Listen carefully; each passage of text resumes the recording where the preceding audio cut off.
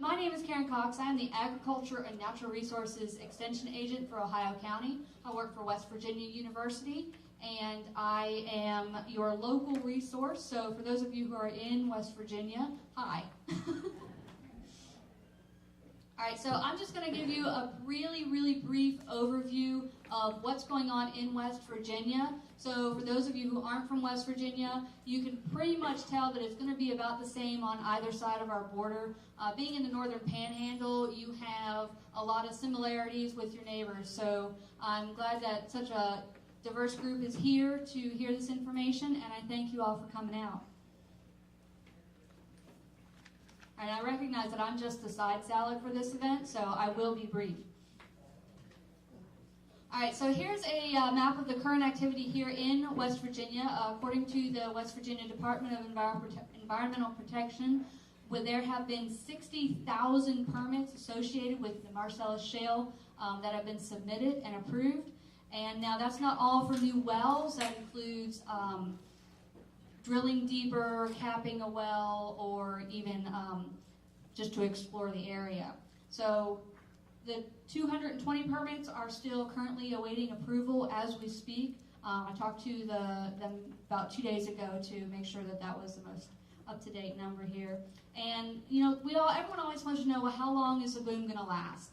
And unfortunately, we really don't have an answer for you, but the one thing that we can tell you is that the current drilling permits that we have for West Virginia represent about 5% of the potential shale drilling activity that's going to occur in West Virginia. So you can see a drastic increase over the years. It's going to keep going up, and it's going to keep being drilled. So we've done 5% so far, so there will be quite a future ahead of it, but we just can't put a number as to how long it's going to last.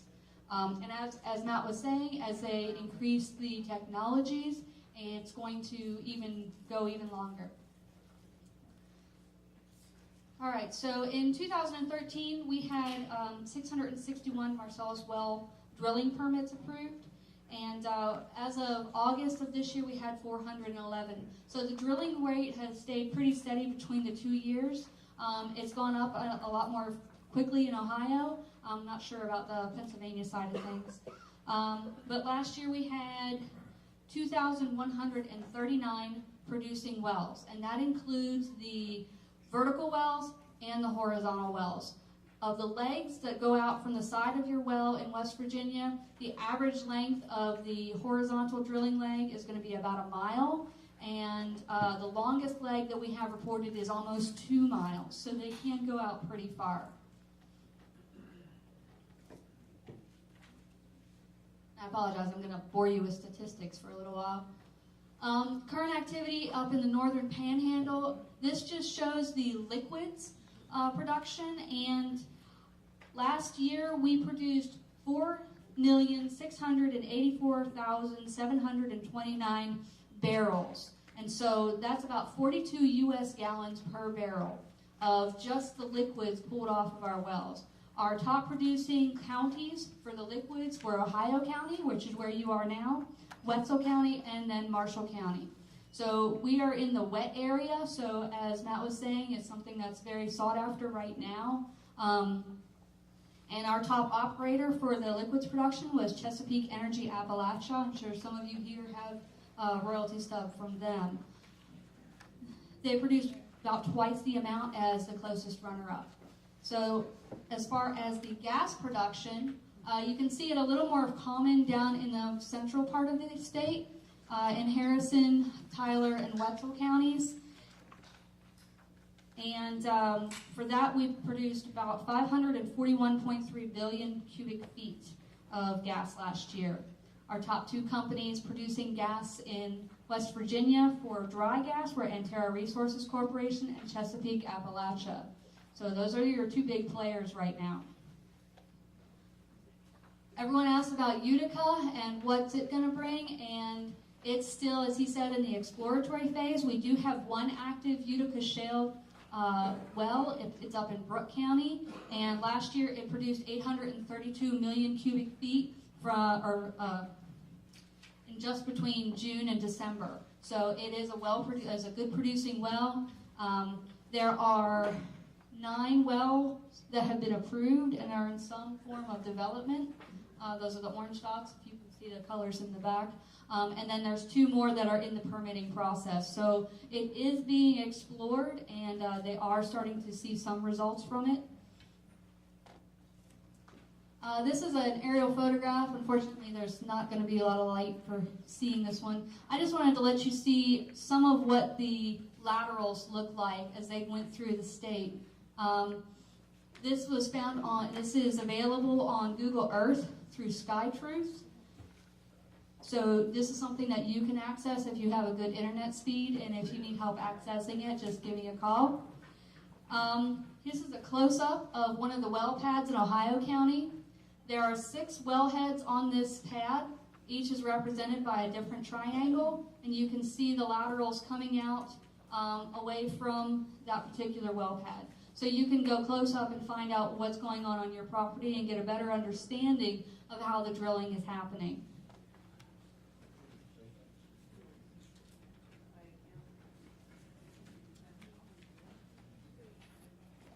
Now, to access the Department of Environmental Protection data for your particular property, all this is in your handout from my presentation, so you don't have to write all these web addresses down. I wanted to make sure you had them available to you.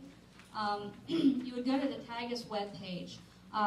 Once you're there, you can identify your property using these tabs at the bottom of the screen, and you can search for either your API number, which is each different well is going to have its own API number, or you can search by county or your property.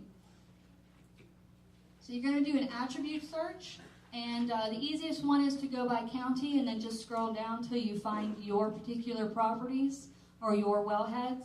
I do highly recommend using the simplified map layer simply because it's faster to load and it's easier to find out the important stuff without being confused by all of the terrain and the roads and things like that. Also, be patient for your search to complete, and then when it's done, you're going to go onto the results tab, which is found at the bottom of the page. This is where you're going to find out who owns the well, where it is, what kind of shale formation it is, and also the API number. The API number is going to be the number that you use to go to the DEP site to find out how much your well has produced. And as I said before, each well that's on your property is going to have its own API number. So if you have 6 wells on one pad, each well has its own API number with its own production ratings. And if you have 6 well pads with 1 well on them, you're still going to have 6 API numbers. So it all depends on how many well sites you have, not just the well pad.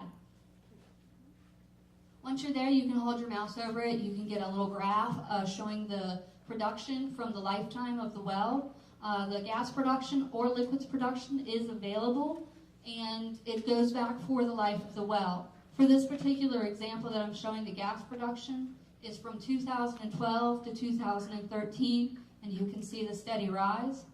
Yeah? What is the life of the well? The life of the well is the amount of time that it has been in production. Well, what is that? It depends on the well and how much it's producing. Well, as long as it is economically viable for the company to be pulling the liquids or the gas out of the ground, then they're going to do it. 10 years, 12 years, 2 years? It's completely variable. This well down here showing the liquids production, it's showing from 2002, it skipped 2003, and then it's 2004, and then there's no further data. So as far as that well is concerned, it was 3 years. So it really depends on your well and the productivity of that region. And I am an agricultural agent, so I'm not maybe not be the best person to answer that question, but I can certainly look into it for you.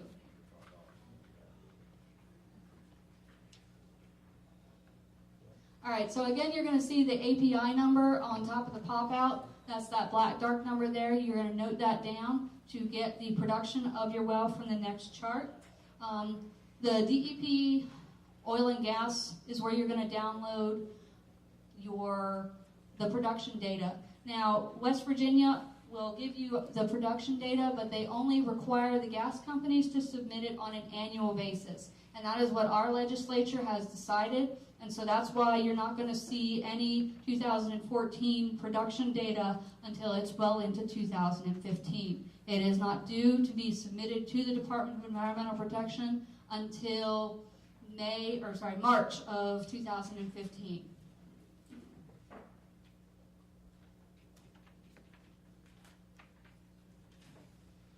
All right, so this is a screenshot of what you're going to download. You can just use the Find and Select and search in with your well number. And you do need to take off the beginning zeros when you do your search, so that'll save you a little bit of time and frustration. Now this is going to tell you the cubic feet produced by your well, or the barrels produced by your well. It does give you both the wet and dry production rates that have been submitted to the DEP. What you should do as a landowner is take your stubs from last year and compare them to the data that was submitted to the DEP. If you do find any errors or omissions, any problems, we do encourage you to report that information to the DEP so that they know where the problems are and they can be addressed.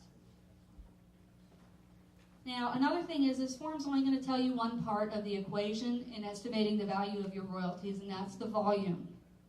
Another thing that's really important is going to be the BTU, and that's something that will be addressed later this evening. That is way beyond my expertise, so I am not going to address it here. What I will tell you is there are places you can go for information. If you are in West Virginia and you have questions about how the DEP works with the gas companies or how to get this information, you would call the environmental advocate, and of course always report your spills. If you do notice there was a chemical spill, a fracking fluid spill, it is important to report those. If it's causing immediate danger to you, of course dial 911, but otherwise contact your state's Department of Environmental Protection. And finally, I'd like to invite you all to join us in Bridgeport, West Virginia on May 20th from 8 to 5 p.m. for our 4th annual Public Understanding of Natural Gas Issues Conference. That's a mouthful. And of course, you can contact me or any of the other speakers tonight. Our Belmont County, Ohio Extension Agent sends his regards. He cannot be with us tonight due to a dairy group banquet.